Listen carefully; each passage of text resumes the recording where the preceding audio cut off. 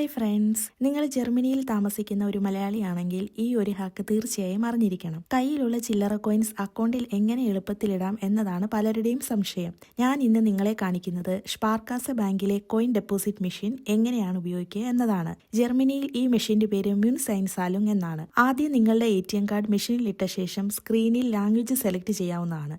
ഇംഗ്ലീഷാണ് ഞാനിവിടെ എടുത്തിരിക്കുന്നത്. തുടർന്ന് ക്യാഷ് ഡെപ്പോസിറ്റ് എന്ന ഓപ്ഷനിൽ ക്ലിക്ക് ചെയ്യുക. അപ്പോൾ തന്നെ കോയിൻ ഇടുന്ന സ്ലോട്ട് ഓപ്പൺ ആയി വരുന്നത് കാണാം. തുടർന്ന് കയ്യിലുള്ള കോയിൻസ് മുഴുവൻ സ്ലോട്ടിലേക്ക് ഇട്ട് കൊടുക്കാം. ശേഷം സ്ക്രീനിൽ കാണിക്കുന്ന റെഡി ഓപ്ഷൻ ക്ലിക്ക് ചെയ്യുക. മെഷീൻ മിനിറ്റുകൾക്കകം എല്ലാം എണ്ണി തിട്ടപ്പെടുത്തി കൃത്യമായ തുക സ്ക്രീനിൽ കാണിക്കും. ശ്രദ്ധിക്കുക, മെഷീൻ എണ്ണിയ ശേഷം താഴെയുള്ള ട്രേയിൽ ചില കോയിൻസ് തിരിച്ച് എത്തിയേക്കാം. ഇത് മെഷീനിൽ വീണ്ടും നിക്ഷേപിക്കാം. അതിനായി അഡീഷണൽ ഡെപ്പോസിറ്റ് എന്ന ഓപ്ഷൻസ് തിരഞ്ഞെടുത്ത് കോയിൻസ് വീണ്ടും സ്ലോട്ടിലേക്ക് ഇടാവുന്നതാണ്. എന്നാൽ വിദേശ കോയിനുകളോ ഡാമേജ് ആയ കോയിനുകളോ മെഷീൻ സ്വീകരിക്കുന്നതല്ല. തുടർന്ന് നിങ്ങൾ നിക്ഷേപിച്ച തുക സ്ക്രീനിൽ കാണിക്കും.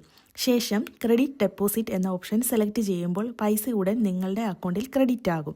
മിക്കവാറും എല്ലാ സ്പാർക്കാസ ATM ലോബികളിലും ഈ സൗകര്യം സൗജന്യമായി ലഭിക്കുന്നതാണ്. സ്പാർക്കാസയെ ആശ്രയിക്കാതെ ജർമ്മനിയിൽ കോയിൻസ് മാറ്റിയെടുക്കാൻ മറ്റു വഴികളുമുണ്ട്. നിങ്ങൾക്ക് കൊമേഴ്സ് ബാങ്ക്, ഡോയ്ച്ചെ ബാങ്ക് തുടങ്ങിയ മറ്റു ബാങ്കുകളിൽ അക്കൗണ്ട് ഉണ്ടെങ്കിൽ അവരുടെ കോയിൻ ഡെപ്പോസിറ്റ് മെഷീനുകൾ ഉപയോഗിക്കാവുന്നതാണ്. ഏറ്റവും എളുപ്പവും 100% സൗജന്യവുമായ മറ്റൊരു വഴി നിങ്ങളുടെ അടുത്തുള്ള ഡോയ്ച്ചെ ബുണ്ടസ് ബാങ്കിന്റെ ബ്രാഞ്ചിൽ പോകുക എന്നതാണ്. അവിടെ കൊടുത്താൽ യാതൊരു ഫീസും ഇല്ലാതെ അവർ എണ്ണി തിട്ടപ്പെടുത്തി നോട്ടുകളാക്കി നൽകും. ചില സൂപ്പർ മാർക്കറ്റുകളിലും ഷോപ്പിംഗ് സെന്ററുകളിലും കാണുന്ന കോയിൻസ്റ്റാർ മെഷീനുകൾ ഉപയോഗിക്കാം. ഇത് വേഗത്തിൽ പണം നോട്ടാക്കി തരുമെങ്കിലും അവർ നിങ്ങളുടെ മൊത്തം തുകയുടെ 10% വരെ കമ്മീഷനായി ഈടാക്കും. അതിനാൽ നിങ്ങളുടെ ആവശ്യം എന്താണെന്ന് നോക്കി ഏറ്റവും നല്ല ഓപ്ഷൻ തിരഞ്ഞെടുക്കുക.